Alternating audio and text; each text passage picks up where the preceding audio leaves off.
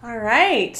Hey everybody, Alana Kaivalia here. How are you? Happy Thursday. It's my pleasure and honor to be here with you today to discuss how to take your yoga beyond the mat and why it's so important for you to do so, whether you are a yoga professional, whether you are a yoga enthusiast, or whether you are a yoga teacher. So thank you so much for being here with me today. I am excited. I wanted to just, other way. So guys, check out the flower arrangement. I made it myself. Yes, I did.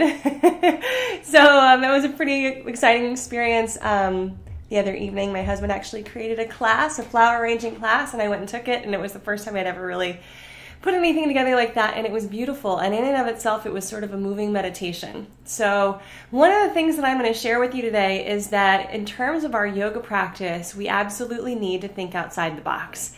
It doesn't always have to look like what it's looked like before. It doesn't always have to look like asana. It doesn't always have to be 90 minutes long. It doesn't have to be as rigorous as you may have been taught that it's supposed to be or should be. We all have to stop shoulding ourselves. So that's what I want to bring to you today. Let me just kind of check my systems, make sure everything is go and that we are all live everywhere. I think that we should be. So in any case, I'm really glad to be here with you today. I am live on Facebook, on Instagram, on YouTube, that way you can find me wherever you are interested in checking me out live. I do this live every Thursday, and I come to you with different topics every week that are relevant and important for you and I as modern mystics, as those who are interested in stepping into our roles as spiritual leaders. So, primarily I talk to yoga teachers, but of course if you're a yoga practitioner or if you're a spiritual practitioner of any kind working with people and trying to elevate consciousness, then I'm really glad that you're here, and I want you to stick around. One of the things that we, no matter who we are or what we practice, as spiritual leaders or spiritual practitioners, one of the things that we really need to make sure of is that we ourselves stay close to the practice, that you and I have a connection to the practice. That's really important because you can actually only lead people as far as you yourself have gone.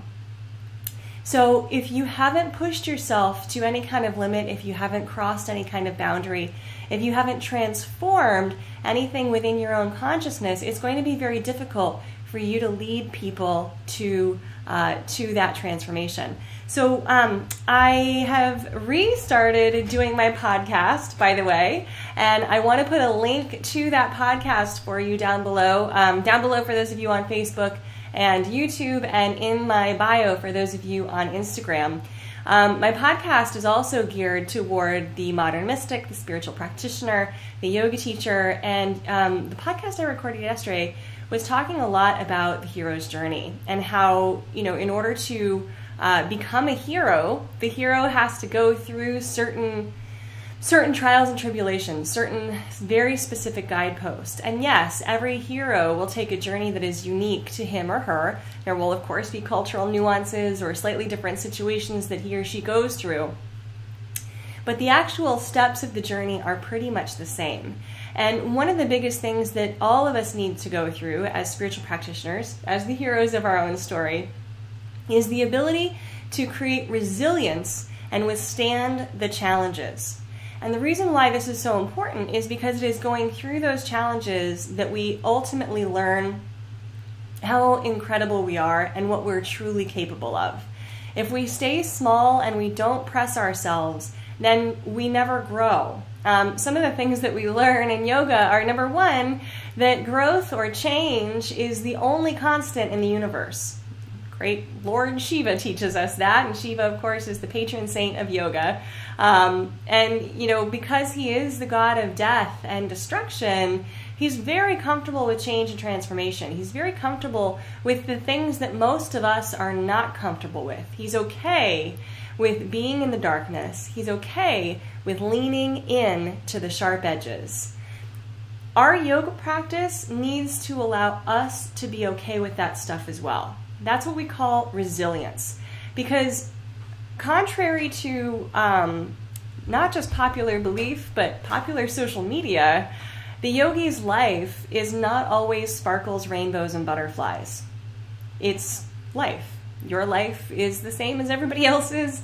It's the same as mine. And despite the shiny, happy appearance that we may put on social media or that we may share outwardly with others, all of us goes through stuff. We all have things that we need to deal with. And those things are various degrees of challenging. And of course, I hope for you that you have less challenges in life and more sparkles, rainbows, and butterflies. But I am a realist, and I know that the challenges will arise. And I really want you to be prepared for them, especially as a spiritual leader, especially as a yoga teacher, because how you withstand your own challenges, your own resilience, will inherently teach others. It will show others that there is a different way of being. You don't have to fall apart when things get weird. You don't have to crumble under pressure. You don't have to run the other way and stick your head in the sand and hide when the going gets tough. You can actually stand on your own 2 feet and brave the wilderness. Your yoga practice will temper you to be able to do this. And it's most important that you actually cultivate a strong and connected yoga practice while things are awesome, while things are comfortable, while the going is good. Because if you can stay close to your yoga practice while things are great, then when things are challenging, you will have built up almost like a reservoir that you can draw from. You won't be sapped or tapped. And it will take a long time for that reservoir to drain, the more that you have built up this connection to your practice. So your practice, let's talk about what this is. Because I think for most of us, we think of our practice as coffee. Coffee is definitely a practice for me. For most of us, we think of our practice just as asana. I know that I thought of my own practice as asana for a long time. I know that I was taught and told that if I were going to teach 60 to 90 minute asana practices, that my own practice needed to be a 60 to 90 minute asana practice. And I spent many, many years bending and twisting myself into shapes, whether it felt good or not, thinking that I was doing the right thing. So I actually don't want you to fall into that trap. I actually want you to do something different, because asana practice is great, and it's not the end-all be-all. And I know that this may be blasphemy for some, but it's not the magic of yoga. It does a lot of wonderful things, and it is a very physical kind of gross, and I mean that in the physical sense, gross way of moving through our challenges and our physical challenges. It's like a test laboratory. In our asana practice, when we come up with a difficult asana, and we figure out a way to do it in our own best way, which may be different than everybody else's, which is fine, we feel a sense of accomplishment, and we think to ourselves, wow, that challenge, I just overcame it. It's sort of like you're proving to yourself that overcoming challenges is possible. That's one of the great benefits of asana. It can be a moving meditation. It teaches you to breathe regularly. I'm not knocking asana, but I do want to put it in its place. And specifically for you, for your daily practice, I really want you to put it in its place. You don't need to do it every day. I know. Who's ever said that to you in yoga? This girl saying it to you right now. What you need to do every day as a part of your practice is whatever it is that keeps you connected to source, okay? And it will be a process of discovery to determine what it is that actually keeps you connected to source, right? So I'm using a very general term, source, because I want you to fill in that blank for yourself, whatever you call it, whatever you feel most close to, whatever sets your heart on fire, whatever it is that you're most devoted to, whatever makes you feel connected to source, to the life around you, to your family, to people, to your own soul, like whatever makes you feel connected. And we've all felt that sense of connection. We have all actually also felt a sense of enlightenment. We've all already been enlightened. Okay? Enlightenment is not this unique, magical thing that happens to a select group of very few people. Enlightenment happens to everybody. Everybody has been there. Everybody has felt it. It is that moment where you feel like time and space just stop and you are suspended. It can happen when you are witnessing a beautiful sunrise or sunset. It can happen the moment that you look into your lover's eyes and fall in love. It can happen the minute that you meet a new baby. A lot of things, a lot of occurrences can bring about this sense of, I love the term that James Joyce uses, which is aesthetic arrest. You're breathless, you're stopped. Okay? It is this beautiful feeling of deep connection with anything and everything. We've all been there. We've all felt it. That's not unique.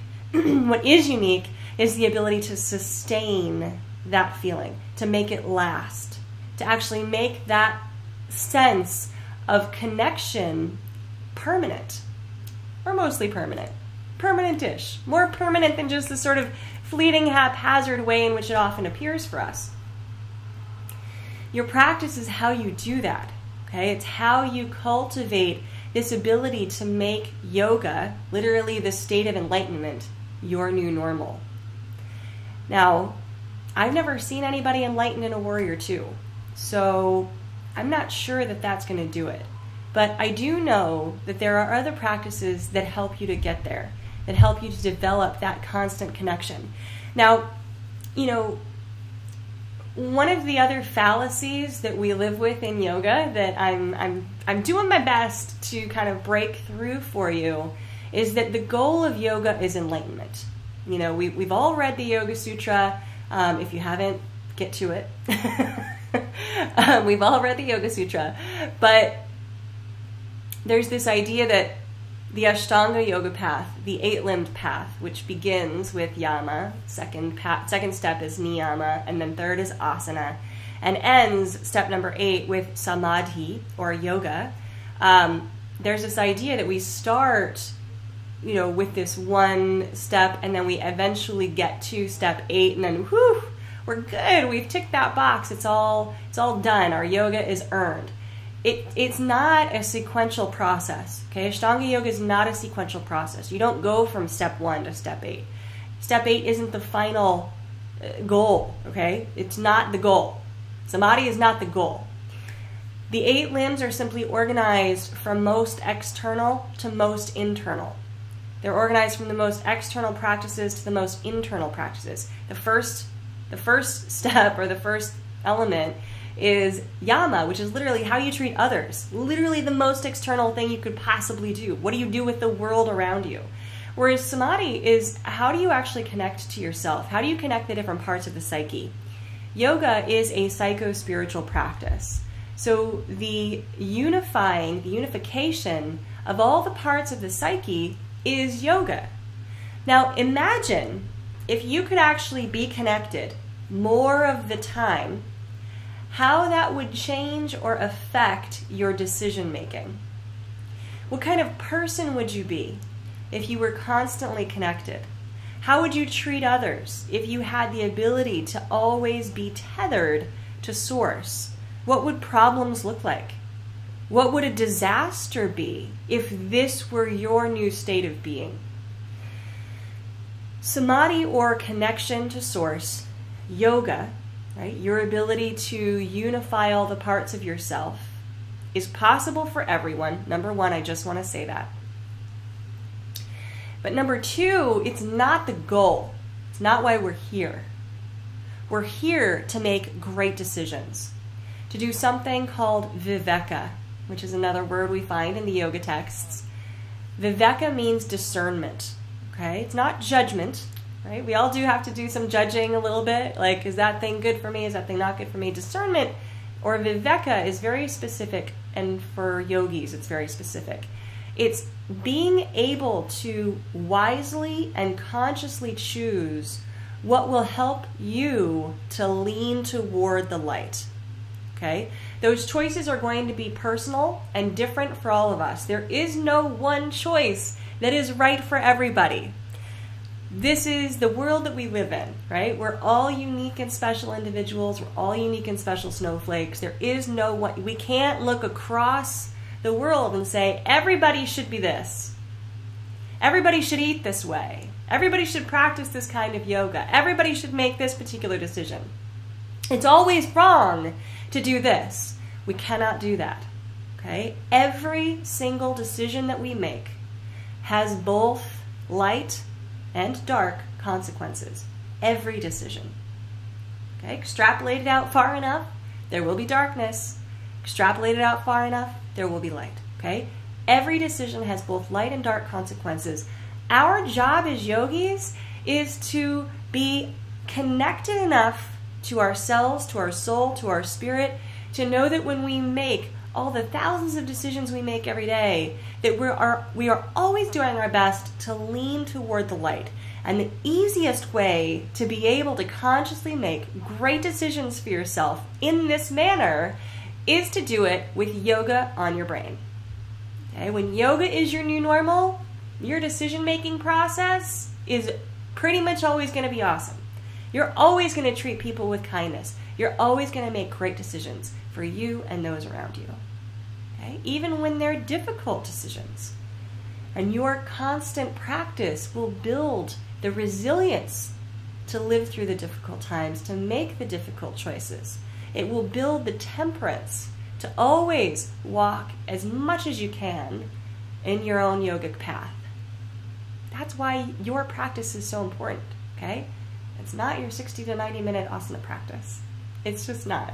So Melody has a great comment here. She says, thank you for saying I don't need to practice every day. I needed that. Awesome, Melody. It's hard for me to do it every day. Even a short 15-minute practice is just hard to get through sometimes. Girl, I get you. I really do. And your practice doesn't even need to be 15 minutes long. So let's talk about a couple of things. Now, what I'm discussing with you here today, it's all in my book, Yoga Beyond the Mat, right? I want people to take their yoga beyond the mat. I want them to realize that the purpose and power of yoga is so much bigger than they ever thought it was. And it actually is possible for you to make yoga your new normal. So I'm going to put a link to my book either in my bio for those of you on Instagram or below for those of you on YouTube and Facebook. And that link is going to take you to the book, which has everything I'm telling you in even greater detail and at least 38 different practices for you to try, none of which require you to bend your body into any crazy shapes. Okay? Go for it and bend your body if that's something that you love to do. I don't mind. But I'm trying to give you a little bit of something extra, okay? Something different. There are plenty of people who teach asana, so I'm going to let them do that. You and we're going to have a different conversation. So your practice doesn't even need to be 15 minutes, okay? All your practice needs to be is exactly what you need to get connected. That's it. And that all that may take is waking up. This is one of my favorite practices. Waking up and thinking of 3 things you're grateful for. Even before you get out of bed. First thing you do, open your eyes, 3 things you're grateful for. And that starts to shift your mindset. We know through research that an attitude of gratitude is really at the basis of all good feelings. You want to feel good for your entire day? Start your day right. So that may help you to get connected right away. Meditation is always good, but the problem is that for us as yogis, we're often taught a form of meditation that addresses only the conscious mind. I know you've heard me talk a lot about yoga psychology on these broadcasts, so I'll give you a quick overview. The totality of your psyche, in a general way, is broken up into 3 main parts. We have your conscious mind. This is the lens that you see through every day, how you interact, your ego.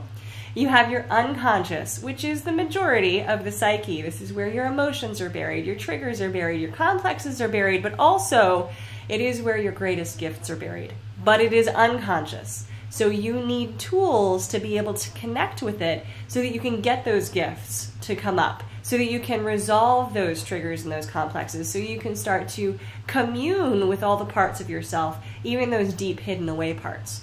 And then there is the higher mind, what I like to call the supra consciousness or the spirit mind. I think of the unconscious as the soul, the higher mind is the spirit. When your psyche is completely transparent, when you're able to connect to both spirit and soul, that, my friends, is yoga. So you need tools that allow you to get the wisdom and the inspiration from the higher mind, and you need tools that allow you to connect and dig up what is buried in the unconscious. Classic forms of yogic meditation don't actually do any of that. Newsflash! I know that's crazy. But just meditating your face off for a long period of time is like trying to get to the bottom of an iceberg by standing at the top with an ice pick. Good luck with that. You're not going to go anywhere fast.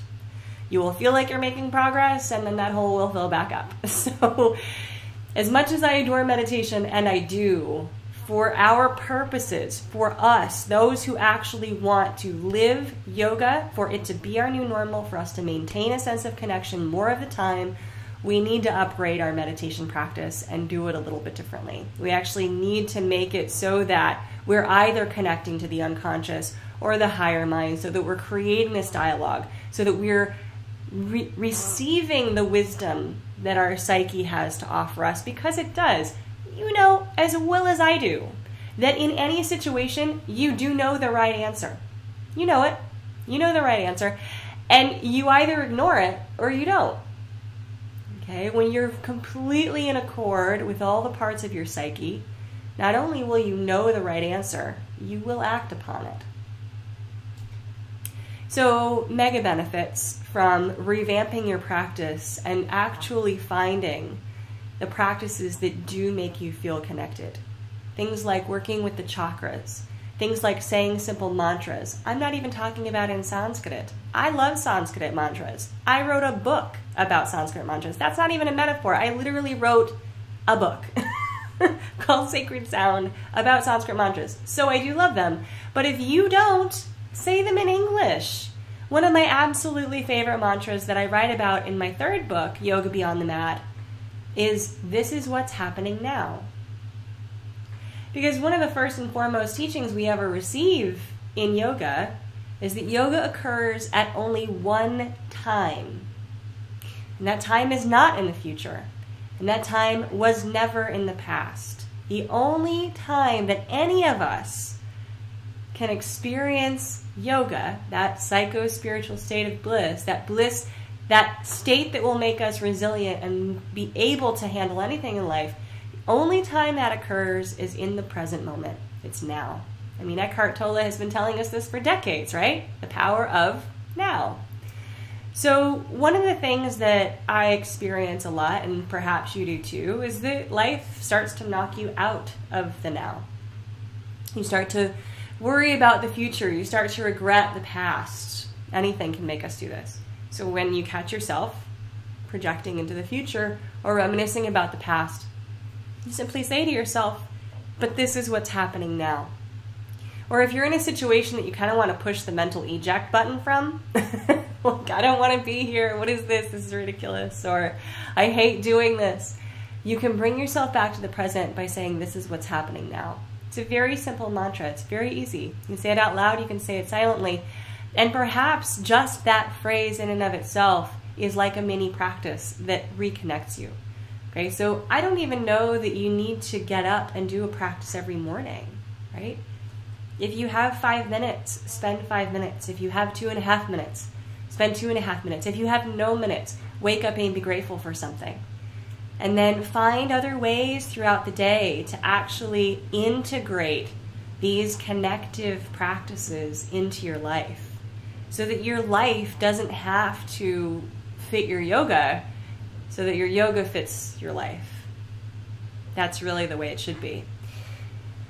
As yoga practitioners, we want to be in the world. Okay? It's not this old school ivory tower, high-minded thinking of, oh, the yogi gets to press the eject button and not be in the world. And I know that that's very tempting for many of us. I spoke about that on my recent podcast too, that one of the things that's very difficult for us as yoga and spiritual practitioners is we start to feel all this yoga, we start to feel good, we start to learn these practices, we start to take on this yogic mindset, but no one else around us does. So we want to divorce them, or we want to quit that job, or we want to move house, or we want to completely change our life so that we can just be around yogis all the time. That's not where the magic of yoga is going to occur either. It's going to occur by you actually being the yogi in your life, by bringing your peace, your bliss back to those that that love you, that have supported you, that have challenged you. I know many yogis who are like, oh yeah, now I know I never need to go back to that holiday dinner. And I'm like, actually, you could show up differently and perhaps change the entire flavor of that holiday dinner. It's worth a shot. I'm not saying that anybody should go back to a toxic situation or a harmful situation. Nobody should. But if the situation isn't harmful or toxic, if it's just your own personal discomfort that makes you want to say, ooh, I don't want to do that, then again, the yogi is happy to lean into the sharp edges and do that stuff anyway, because that's life. You will find that by being more consistently connected to source, that things don't bother you so much anymore. That the thing that you once rebelled against, it's like water off a duck's back. You're like, yeah, it's okay. I don't mind that thing anymore. Where once you would have said, oh, I would never go out with that group of people again. I would never do that Friday night scenario again. You can say, you know what, I had fun doing those. I will totally do that. And I will be the yogi in that situation. I'm going to go and show up as my yoga self. So all things are awesomely okay. There is nothing in this life that is not yogic. There's nothing. If you bring your own yoga to it, you make it yoga. You make it yogic, right? So enjoy your life and do it by being constantly connected. And you do that by committing to your practice, and you define your practice by what it is that connects you. So you guys, that's how you take your yoga beyond the mat. And remember, for more on that, I want you to check out my book. The link is below. I also have a course that I have developed based on the book that guides you through the process of finding and developing your own specific practice based on these principles. So if you want some help and guidance through that, then I want you to check that course out. That link will be below as well. For those of you on Instagram, that link will be in my bio. And in the meantime, remember, this is what's happening now. And I hope that some of this information has been really helpful to you in kind of deconstructing anything that you've learned that has felt constrictive or difficult around your own yoga practice. I want you to think of it differently. Your yoga practice should be your own, and it should allow you to connect. All right, everybody, I will talk to you next week, and I hope that you've enjoyed the live. And as always, always, always, thank you so much for being here and for being a part of my tribe of modern mystics. It is my honor and my pleasure to be here with you. And I will talk to you soon. Bye.